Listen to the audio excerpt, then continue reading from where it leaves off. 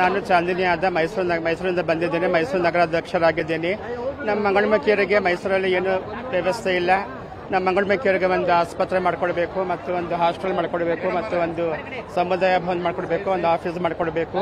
ನಮ್ಮ ಮಂಗಳಮುಖಿಯರಿಗೆ ಕರ್ನಾಟಕಕ್ಕೆ ನಾನು ಕಾರ್ಯಾಧ್ಯಕ್ಷರಾಗಿದ್ದೇನೆ. ಪೂರ್ತಿ ಕರ್ನಾಟಕದ ಮಂಗಳಮುಖಿಯರಿಗೆ ಒಳ್ಳೇದು ಮಾಡಬೇಕು. ಯಾಕಂದ್ರೆ ನಾವು ಭಿಕ್ಷೆ ಬಿಡಿ ಜೀವನವನ್ನು ಮಾಡುತ್ತೇವೆ. ನಾವು ವಯಸ್ಸಾಗ್ಬಿಟ್ರೆ ನಮಗೆ ಯಾರು ನೋಡೋಕ್ಕಿಲ್ಲ. ನಮಗೊಂದು ಹಾಸ್ಪಿಟಲ್, ಒಂದು ಸಮುದಾಯ ಭವನ, ಒಂದು ಫೆಸಿಲಿಟೀಸ್, ಒಳ್ಳೆ ಆಶ್ರಯ ಮನೆಗಳನ್ನು ಕೊಡಬೇಕು. ಎಲ್ಲ ಕರ್ನಾಟಕ ಮಂಗಳಮುಖಿಯರಿಗೆ ಸಿಎಂ ಸಿದ್ದರಾಮಯ್ಯ ಅವರು ನಮಗೆ ಒಳ್ಳೇದು ಮಾಡಬೇಕು. ನಾನು ನಿಗಮ ಮಂಡಳಿಯಲ್ಲಿ ಒಂದು ಪೋಸ್ಟ್ ಅನ್ನು ಕೇಳಿದ್ದೇನೆ. ನಗರಾಭಿವೃದ್ಧಿ ಪ್ರಾಧಿಕಾರದ ಸದಸ್ಯ ಪೋಸ್ಟ್ ಅನ್ನು ಕೊಡಬೇಕು. ಪೂರ್ತಿ ಕರ್ನಾಟಕ ಮಂಗಳಮುಖಿಯರಿಗೆ ಸಿಎಂ ಅವರು ನಮ್ಮ ಬಗ್ಗೆ ಜ್ಞಾನ ತಗೊಂಡು ನಮಗೆ ಒಳ್ಳೆ ಕೆಲಸ ಮಾಡಿಕೊಡ್ಬೇಕು.